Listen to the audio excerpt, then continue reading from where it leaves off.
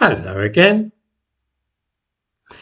In the description to this video, I give a link to a newsletter sent to retired members of the Unite Union, which used to be known as the Transport and General Workers, of course. It has a piece about the 75th anniversary of the arrival of the Empire Windrush in 1948, and the article is worth reading, if only to see how fake history has now become mainstream. A fictitious version of events during the post-war years in this country, which is taught to school children and generally believed by almost everybody in Britain. This is slightly shocking, for the half-truths, exaggeration and downright lies which comprise this narrative are quite horrifying. Since the article to which I give a link sets out such a neat version of this false account of British history, it is worth examining it in detail to see how the trick is played. It begins on page 2 and is headed The Windrush Generation, Happy 75th Anniversary by Monica Taylor, Chair of Unite's National Retired Members Committee. It begins with a true statement, followed swiftly by a complete lie. The West Indies consist of more than 20 islands in the Caribbean, including Jamaica, Trinidad and St Kitts. Yes, it does, that's true. An invitation came from the United Kingdom for families to immigrate and settle for social, educational and economical reasons. Well, that's absolutely untrue. No invitation was issued for families to immigrate to and settle in the United Kingdom from this part of the world. The people who turned up on the Windrush in 1948 hadn't been invited at all. They turned up unexpectedly and nobody wanted them in the country. The government had discussions about ways to stop any more Caribbeans coming here, and ordinary people didn't want them either. To suggest that they came by invitation is preposterous. It reminds me rather of when I was a young man, and me and a few friends used to gatecrash parties at the weekend and wedding receptions too sometimes, in hope of being able to drink for free. I would knock at the door of a house where a party was obviously going on and then say that I was a friend of Tony's or Dave's or some other vague common name. More often than not, I would get in by this ruse, and once inside I made myself very much at home. This is precisely what West Indians did in the late 1940s and early 1950s.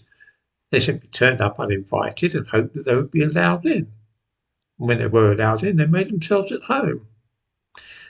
After describing the passengers on the Windrush, the article continues, these citizens who became known as the Windrush generation were invited to Britain to lay roads, drive buses, clean hospitals and nurse the sick, helping to rebuild the country after the devastation of World War II. It's all lies. The helping to rebuild the country after the war myth is now hugely popular. It's true that in the mid-1950s, 10 years after the end of the war, London Transport began recruiting workers from Barbados, but that was at the invitation of the Bajan government.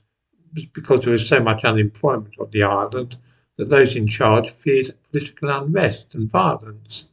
It was not Britain which had asked for the men, it was Barbados which begged us to take some of their unemployed men. The same thing goes for the nurses. It's true that some health authorities invited nurses to this country in the late 1950s, but they weren't invited to emigrate to this country. The idea was that they would be trained here and qualify and then return to their own country. While they were studying, they would provide work in the hospitals where they were learning.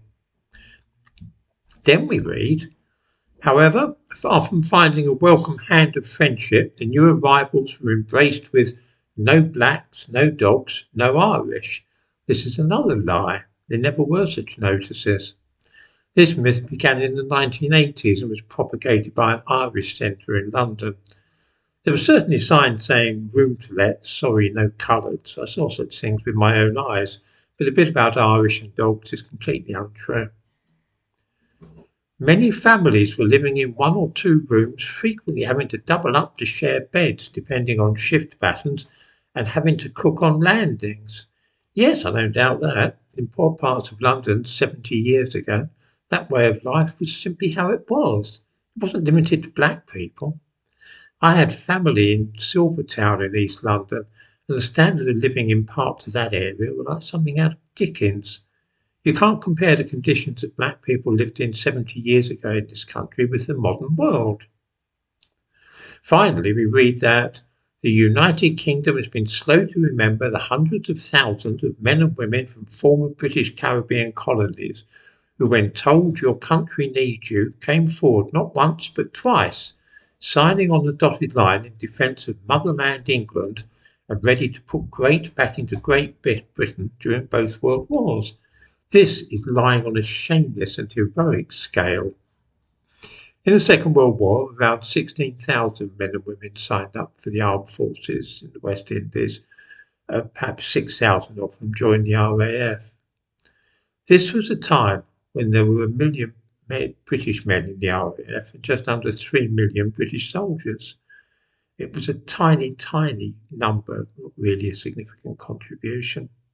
16,000 compared with 4 million.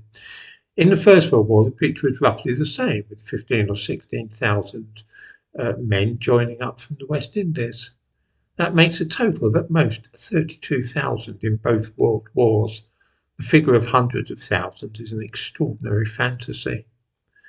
This whole legend is probably too firmly entrenched now to dismantle, and it is in many people's interest to perpetuate it.